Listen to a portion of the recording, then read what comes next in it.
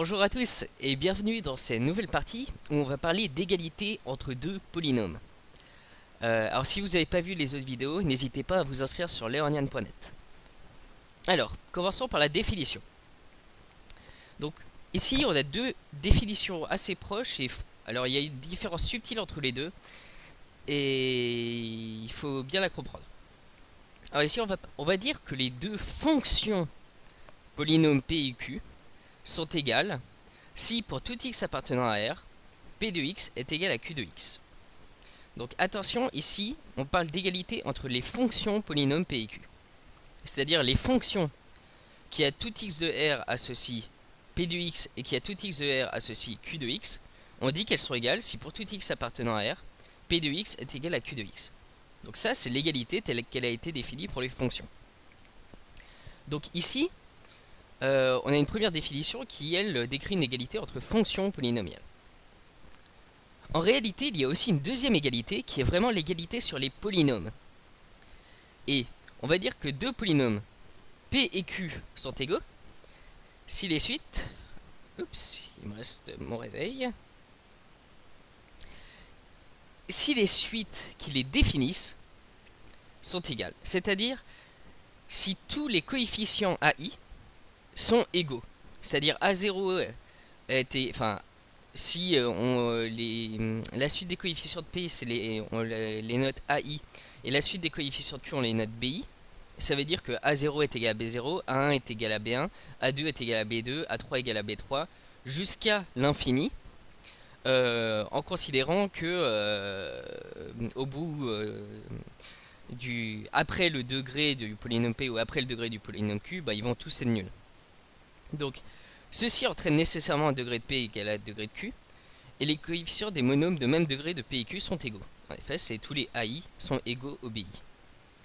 Donc ici, on a deux définitions qui sont légèrement différentes. Ici, on parle d'égalité sur les fonctions polynômes, et ici, d'égalité sur les polynômes. Et en fait, ce qui est important de montrer, c'est que si deux polynômes sont égaux, alors leurs fonctions polynomiales sont égales sur R. Et si deux fonctions polynomiales sont égales sur R, alors les deux polynômes sont égaux. Et dans ce cas, on n'aura plus à se compliquer la vie. Dans certains cas, on va utiliser la première définition, et dans d'autres cas, on va utiliser la deuxième, et ça sera très pratique. Alors maintenant, faisons quelques petits exemples. Les fonctions P et Q, définies par, donc, de la manière suivante, P de x c'est x puissance 4 plus 1, et Q de x c'est cette chose horrible, x au carré plus racine de 2x plus 1 fois x au carré moins racine de 2x plus 1. Et la question c'est est-ce que les fonctions P et Q sont égales. Donc là on parle des fonctions polynômes P et Q. Alors, on va essayer d'étudier quelques points d'abord. Donc P de 0 c'est 1. Q de 0 c'est 1 fois 1 c'est 1 aussi. P de 1 c'est 2. Q de 1 c'est 2 plus racine de 2 fois 2 moins racine de 2, ce qui fait bien 2. Et P de 2, bon, là je leur fais confiance, P de 2 est égal à Q de 2 qui est égal à 17.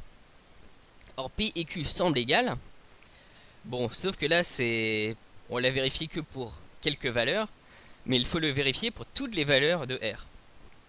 Et vu qu'il y a une infinité de valeurs de R, ça peut être très long si on les fait cas par cas. Bon. Alors... autre question, donc, les fonctions R et S définies par R de x est égal à x puissance 4 moins 2x au cube moins x au carré plus 2x, et S de x est égal à x au cube moins x, sont-elles égales? Alors pareil, on peut faire le test avec quelques exemples. R de 0 c'est S de 0 qui est égal à 0. R de 1 c'est égal à S de 1 qui est égal à 0. R de moins 1 est égal à S de moins 1 qui est égal à 0. Et R de 3 égal à S de 3 est égal à 24. Alors là encore, R et S ont l'air d'être égales, tandis qu'on voit direct d'emblée qu'elles ne sont pas de même degré, donc ça a l'air quand même assez bizarre. Et on verra qu'en réalité elles ne sont pas du tout égales. C'est juste qu'on a pris des points particuliers. Donc maintenant on va commencer à voir quelques théorèmes qui nous permettent de voir si les fonctions polynomiales sont égales grâce au fait de voir si leurs polynômes sont égaux. Alors, théorème. deux fonctions polynômes P et Q à coefficient réel sont égales si et seulement si, d'une part, elles ont le même degré, donc elles sont obligées d'avoir le même degré, sinon elles ne sont pas égales, et en plus, les coefficients de leurs monômes de même degré sont égaux. C'est-à-dire, tous les AI sont égaux à tous les BI. Tous les coefficients sont égaux 2 à 2. Autrement dit, des fonctions polynômes à coefficient réel sont égales si et seulement si leurs polynômes correspondants le sont. C'est-à-dire, on a la fonction polynomiale qui a x associe x puissance 4 moins 2x au cube moins x au carré plus 2x. Et on a la fonction polynomiale qui a x associe x au cube moins x. Et bien, pour vérifier qu'elles sont égales, il suffira de montrer que déjà R et S sont de même degré, ce qui n'est pas vrai ici, et aussi que les coefficients de chaque monôme sont les mêmes, ce qui reste à vérifier, et ce qui est faux ici aussi du coup. Alors, démontrons le théorème, que si on a équivalence entre les deux fonctions polynômes P et Q à coefficient réel sont égales, et les polynômes P et Q sont de même degré et leurs monômes ont des coefficients 2 à 2 égaux. Démonstration. Soit P et Q des fonctions polynômes à coefficient réel. Donc on a pour tout x appartenant à R, P de x est égal à n x puissance n plus blablabla jusqu'à A0. Q de x est égal à B de m. A priori, on ne sait pas a priori s'ils sont de même degré ou pas. Donc ici, ça commence pas au même indice. Donc B indice m x puissance m plus blablabla jusqu'à 0. Voilà. Supposons que P est égal à Q. C'est-à-dire, d'après la définition, pour tout x appartenant à R, P de x est égal à Q de x. Donc là, on parle des fonctions polynomiales qui sont égales. Avec, imaginons pour fixer les idées, n plus grand que petit m. Alors, on a P de x moins Q de x, c'est égal à an x puissance n plus blablabla, plus am moins bm x puissance m, plus blablabla, et là, je fais toutes les différences. Là, j'ai soustrait cette ligne-là à cette ligne-là. Sauf que vu que n, on l'a pris plus grand que petit m, et ben les b de m se soustraient qu'à partir du rang am. Alors, petite remarque, vu que d'après notre hypothèse, pour tout x appartenant à R, P de x est égal à Q de x, on a, pour tout x appartenant à R, P de x moins Q de x est égal à 0. Donc du coup, la fonction polynôme P moins Q admet une infinité de racines. On se souvient, une racine, c'était défini comme un nombre tel que la fonction polynomiale appliquée en ce nombre est égale à 0. Donc si, pour tout x appartenant à R, P moins Q de x est égal à 0, bah ça veut dire que tous les nombres réels sont racines du polynôme P moins Q. Donc P moins Q admet bien une infinité de racines réelles. Et ça, donc ça c'est le polynôme. Et on avait vu que le seul polynôme qui admettait une infinité de racines réelles, et ben c'était la fonction polynôme nulle. Par conséquent, tous les coefficients du polynôme P moins Q sont nuls. Donc on a A0 moins B0 est égal à 0, A1 moins B1 est égal à 0, jusqu'à AM moins BM est égal à 0. Et pour tous ceux qui sont plus grands que petit m, tous les AI ici sont égaux à 0. Et donc, on a A0 égale B0, A1 égale B1, jusqu'à AM égale BM, et petit n est égal à petit m, parce que ici, tous les coefficients, on voit qu'ils doivent être égaux à 0 à chaque fois. Donc eux, ils doivent tous être égaux à 0.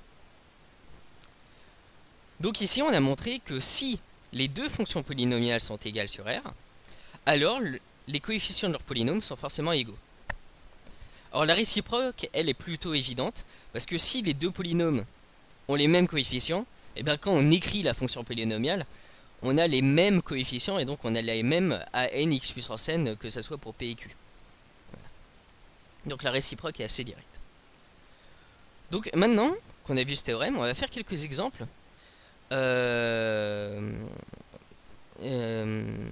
pour l'appliquer un petit peu. Donc poursuivons les deux exemples précédents. Donc le premier exemple, c'est on voulait voir si les fonctions polynomiales P de x et Q de x définies comme ici, présentées ici, sont égales. Donc on va reprendre l'exemple. En développant q de x, on obtient q de x c'est égal à x puissance 4 moins racine de 2x puissance 3 plus x au carré plus racine de 2x puissance 3 moins 2x au carré plus racine de 2x. Alors on simplifie un peu tout ça. X puissance 3 se simplifie. Et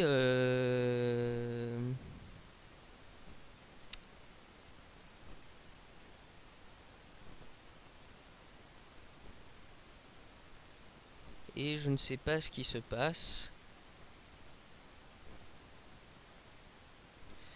Alors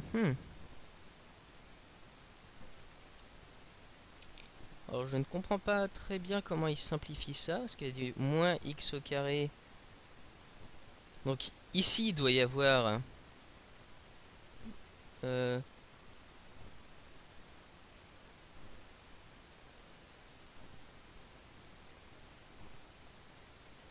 ouais, ici je pense qu'il y a une erreur. Ici ça doit pas être du racine de 2, ça doit être du 2 tout bêtement.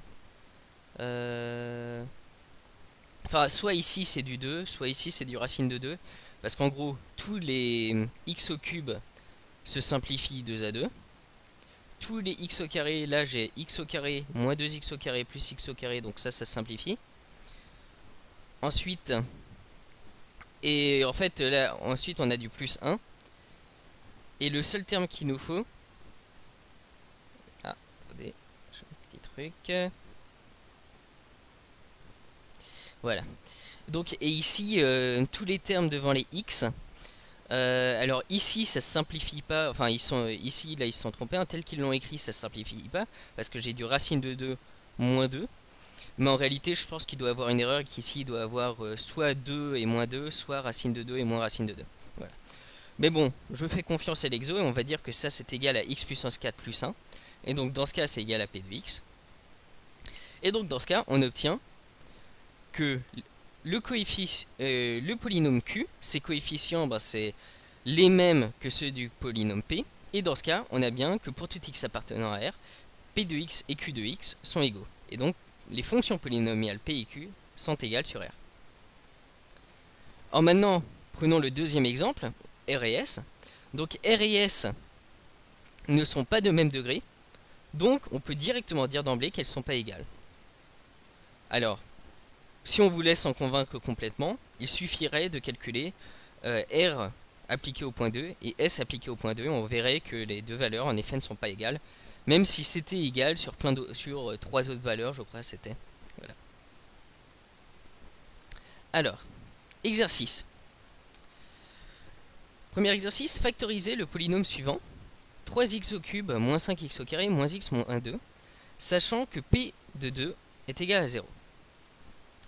Alors, en effet, p de 2 c'est égal au terme suivant qui est égal à 0.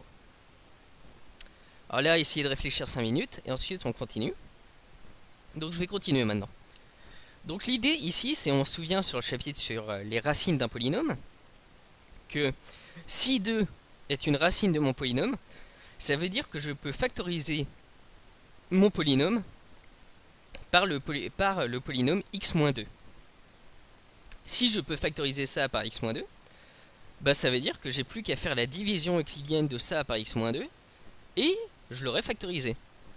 Donc je pose la division euclidienne de 3x au carré moins 5x au carré moins x moins 2 par le polynôme x-2 comme on l'avait fait dans l'exemple. Alors on l'a pas fait ici là, mais... Et on obtient... Alors, une autre manière de faire, c'est de poser p de x est égal à x-2 fois un polynôme de degré p-1, c'est-à-dire un polynôme de degré 2, donc un polynôme ax au carré plus bx plus c. Je multiplie les deux.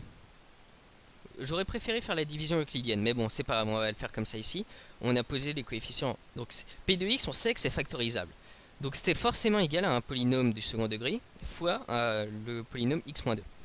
Donc c'est égal à a fois x au cube plus b fois x au carré plus c fois x moins 2ax au carré moins 2bx moins 2c. Ça, c'est égal à a, on met tous les cubes ensemble, les carrés ensemble, les degrés 1 ensemble et les degrés 0 ensemble. Donc c'est ax au cube plus b moins 2ax au carré plus c moins 2bx moins 2c. Maintenant, d'après ce qu'on vient de dire dans les théorèmes précédents, c'est que pour que cette fonction polynomiale-là soit égale à cette fonction polynomiale-là, ça veut dire que les coefficients 2 à 2 sont forcément égaux. Donc ça veut dire que A doit être égal à 3, B moins 2A doit être égal à moins 5, C moins 2B doit être égal à moins 1, et moins 2C doit être égal à moins 2. Donc moins 2 doit être égal à moins 2C. Et donc on en conclut, donc grâce à ça, on peut directement réinjecter les valeurs de A, B et C là-dedans, et on obtient P de x est égal à x moins 2 fois 3x au carré. Donc B du coup ça fait c'est égal à moins 5 plus 6, donc B est égal à 1, donc plus x, et C va être égal à 1, et donc plus C, donc ça va être plus 1. Voilà. Et donc ici on a P de x c'était x moins 2 fois 3x au carré plus x plus 1, et on a utilisé ici le fait qu'on savait que ces fonctions polynomiales devaient être identiques, et donc on en a conclu que leurs coefficients étaient égaux. Et comme ça on a pu identifier les coefficients. Alors ici, étudions, est-ce qu'on peut factoriser davantage notre polynôme? Alors la réponse c'est non. Alors là on se souvient de notre cours sur les équations du second degré, parce que on a notre discriminant qui est strictement positif. Strictement négatif. Oui, le discriminant est strictement négatif, donc on ne peut pas prendre sa racine. Donc delta est égal à moins 11, c'est b au carré moins 4ac, donc c'est 1 moins 12, ce qui fait bien moins 11. Et donc on ne peut pas factoriser le polynôme. Alors, l'intérêt de ce théorème, c'est toujours la résolution d'équations et d'inéquations. Donc p de x est égal à 0, ça équivaut du coup à x est égal à 2, et p de x strictement supérieur à 0, ce qui est équivaut à x strictement plus grand que 2. C'est-à-dire ici, là par exemple, pour résoudre l'équation p de x est égal à 0, ben, il suffit de résoudre x moins 2 fois ça est égal à 0. Et ça, ben, on sait que ça ici c'est toujours strictement positif. Ça, bah, c'est égal à 0 juste en 2. Et donc p de x est égal à 0, c'est équivaut à x est égal à... Alors p de x est égal à 0, ça équivaut à x est égal à 2. Et p de x strictement plus grand que 0, ça équivaut à x strictement plus grand que 2. Alors maintenant, on va résoudre l'inéquation x puissance 5 moins 2x puissance 4 moins 2x au cube plus 4x au carré plus x moins 2 plus grand que 0. Alors ici, petite remarque, il y a deux racines évidentes, 1 et moins 1. Alors souvent, faut un peu quand on a un gros polynôme comme ça, plus grand que le degré 2, c'est bien d'essayer de tester les racines les plus faciles, c'est-à-dire moins 1, 0, 1, 2, déjà ça devient assez rare, racine de 2 encore plus rare, mais bon. Déjà 0, 1 et moins 1 c'est bien. Donc ici on teste, on voit qu'on a 1 et moins 1, qui sont des racines. Et donc ça veut dire que je peux factoriser ce polynôme par le polynôme x plus 1 fois et par le polynôme x moins 1. Ce qui veut dire que je peux factoriser par le polynôme x plus 1 fois x moins 1. Or x plus 1 fois x moins 1 c'est le polynôme x au carré moins 1. Donc ensuite je pose la division euclidienne de ça par x au carré moins 1. Et normalement je devrais tomber sur x au cube moins 2x au carré moins x plus 2. Voilà. Donc si vous le faites, essayez-le, vous verrez que vous tombez sur ce polynôme là. Alors là, maintenant, on va considérer le polynôme x au cube moins 2x au carré moins x plus 2. Et on va voir que lui aussi, il a encore 1 et moins 1 comme racine évidente. Donc du coup, ça veut dire que lui, on peut lui aussi le factoriser par x plus 1 fois x moins 1. Et on va donc ici, on fait la division euclidienne de ce polynôme-là par le polynôme x au carré moins 1 à nouveau. Et on va obtenir que ce polynôme-là est égal à x au carré moins 1 fois x moins 2. Et donc au final, on aura obtenu que ce polynôme-là sera égal à x au carré moins 1 au carré fois x moins 2. Or, ça c'est toujours supérieur ou égal à 0. Et ça, pour x plus grand que 2, c'est supérieur à 0. Et pour x plus petit que 2, c'est inférieur à 0. Et on en conclut alors que p de x supérieur ou égal à 0, ça va être d'une part notre intervalle 2 plus l'infini, Mais aussi, à ne pas oublier, moins 1 et 1, parce que en moins 1 et en 1, bah, ce polynôme-là va s'annuler. Voilà. Donc voilà pour les exercices où j'ai. Donc là je montrais un peu. Donc ici on a parlé vraiment de l'égalité entre deux polynômes de manière assez subtile, c'est-à-dire en distinguant le fait qu'on dise que les fonctions polynomiales sont égales, c'est-à-dire pour tout x appartenant à R, p de x est égal à q de x, et de dire que les polynômes sont égaux, c'est-à-dire que leurs coefficients sont égaux 2 à 2. On voit que dans R, les deux définitions en fait sont les mêmes. Si les deux polynômes sont égaux, alors leurs fonctions polynomiales sont égales sur R et vice versa. Dans d'autres ensembles, ça serait pas forcément évident et c'est pour ça qu'on commence à faire la distinction dès maintenant. Voilà. Et donc on a fait quelques rappels où on a fait des divisions euclidiennes, où on a trouvé des racines évidentes. Ça nous a permis, donc si notre racine est évidente c'était 1, ça nous permet de diviser notre polynôme par le polynôme x-1 par exemple. Et ensuite comme ça de réduire le degré de notre polynôme, jusqu'à ensuite pouvoir l'étudier de manière plus facile. Donc voilà pour le cours sur les fonctions polynomiales. Il y avait des parties assez théoriques. Si vous avez aimé cette vidéo, n'hésitez pas à la partager et à partager le cours qui va avec et à vous inscrire sur leonian.net. Et donc je vous attends dans de nouvelles vidéos. A bientôt.